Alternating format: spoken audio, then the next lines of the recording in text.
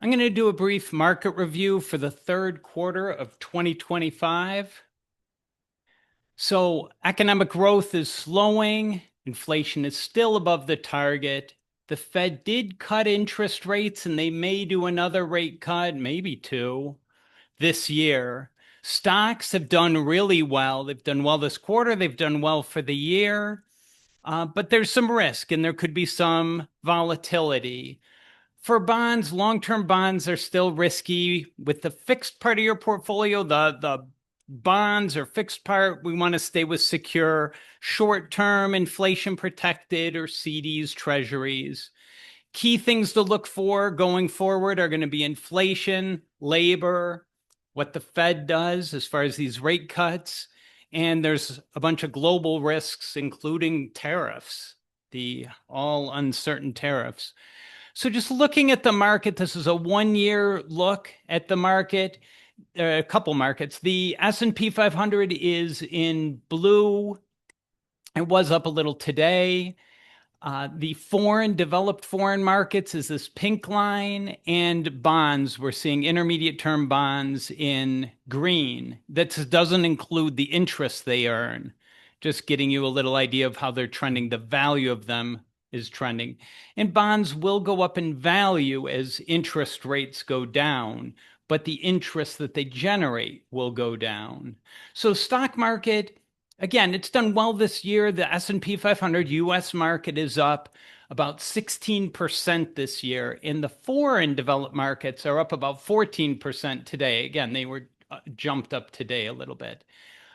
Some of the foreign markets went up because the dollar has lost value. It's not as strong. Tech and communication have led gains.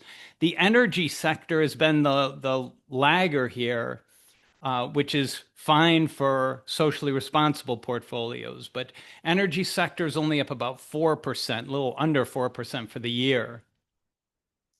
Gains are concentrated in large cap, large company, AI and tech stocks. Those are driving some of these gains.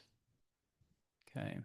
Looking at the Fed Reserve, the federal funds effective rate, they did cut by 0.25% the rate. It's right now between 4 and 4.25. They have to balance between inflation and jobs. So they want to cut the rates to encourage job growth, but cutting it too much or too aggressively can cause more inflation. And so they actually increase interest rates to combat inflation.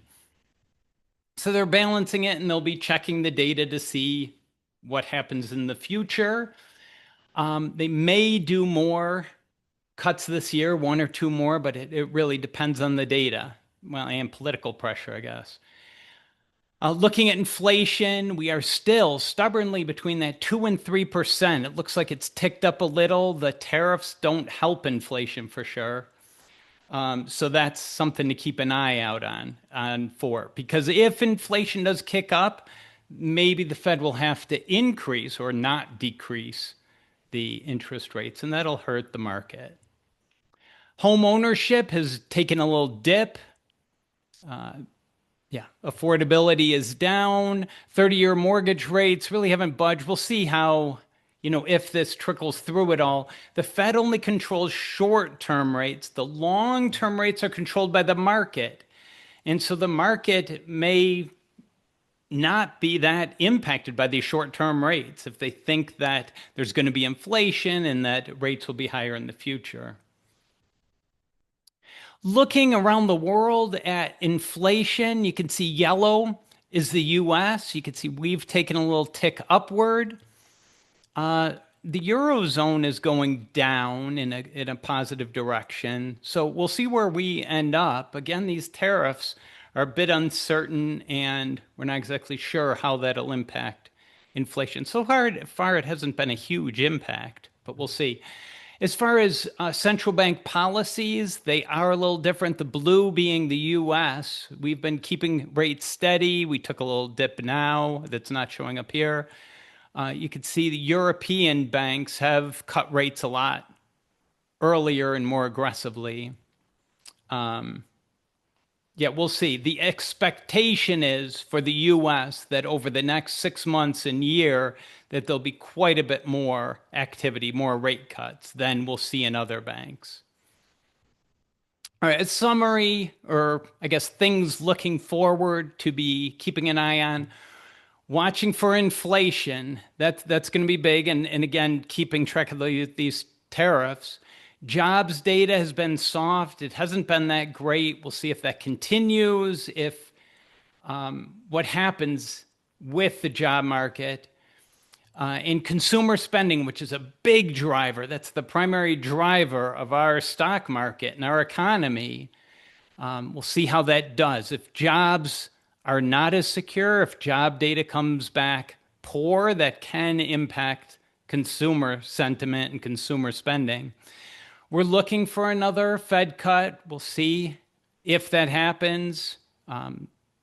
Yeah, we'll see if that happens this year. We are expecting quite a few more over the next year. Equities should go up when the Fed cuts interest rates. It really helps profits. So we see the stock market move up. But there's probably, as always, could be some volatility. We look at the stock market as longer term investments. We don't react to short term movement. Fixed income, again, shorter duration, inflation protected. Your CDs, your treasuries are still good, are safer for the fixed part of your portfolio. The stock part will have some volatility, but inflation protected, short duration, and then just the fixed CDs and treasuries are good for the fixed part of your portfolio. Global trade, your tariffs, and then geopolitical risks are still key variables looking forward. Okay, quick summary this time. Let me know if you have any questions, any comments. I appreciate it. I think our recommendations are continue to stay diversified, stick to your plan. Take good care. Bye.